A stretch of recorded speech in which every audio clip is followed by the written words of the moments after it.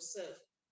And when it comes to vulnerability, you know, you need to, it is vital that everybody feels vulnerable, but even in that state, you need to look for comfort, and that comfort should be in your man, especially when you have a committed man.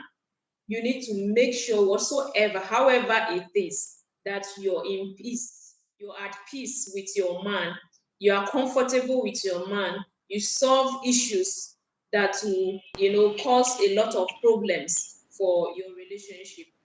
These are things we need to avoid. We need to avoid a lot of all these things so that our relationship will be good, and we'll have a healthier relationship. Most times you see people who do this thing, who engage in these things. If you go deeply in, you will see that they are not happy where they are. You will see that a lot is missing. You will see that there is no commitment, there is no connection. Because if you have connection with your partner, you will not flex outside. You will not even allow any guy to flirt with you anyhow. As in a little thing will piss you off, because in your mind it's like, I am fulfilled, I have mine, and I must protect my relationship.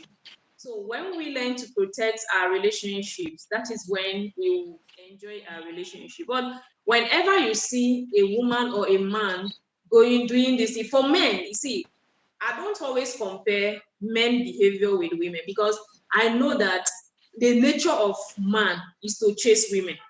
It's just a nature in them. But for us women, before, when you see a woman that will start, looking for another man, there is something missing. That means there is either rejection in that relationship, or there is no connection, or the man does not have time for her. The man, as in the man, is not giving her attention.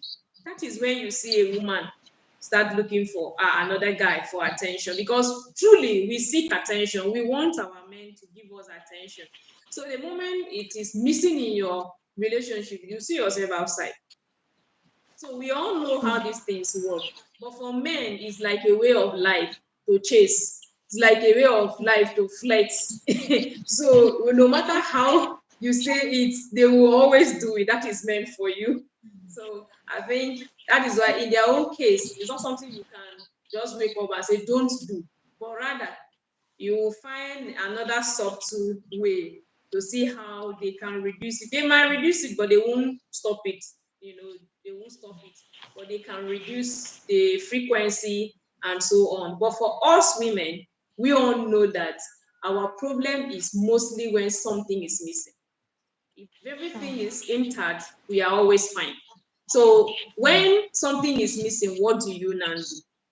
Is to find a way to solve that, bring it to your man, discuss it, communicate, and see how you resolve that. That is the only time you can have a healthy relationship.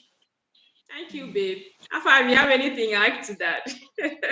So we can conclude. Yes, I Your just network have, is.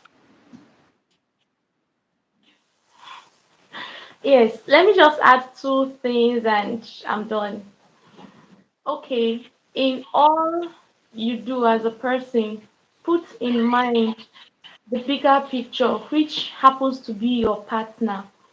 If I know as a person that this particular thing I want to do would not be pleasing or suitable for my partner, then I shouldn't do it.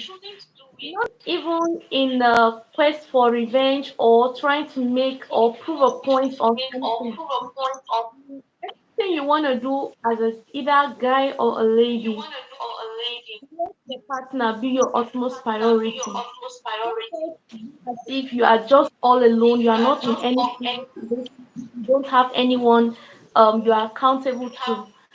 If you feel you're not accountable to anybody, you are accountable to your partner. So have it in mind that in whatever you want to do, let it be something that your partner will look back and be proud of you.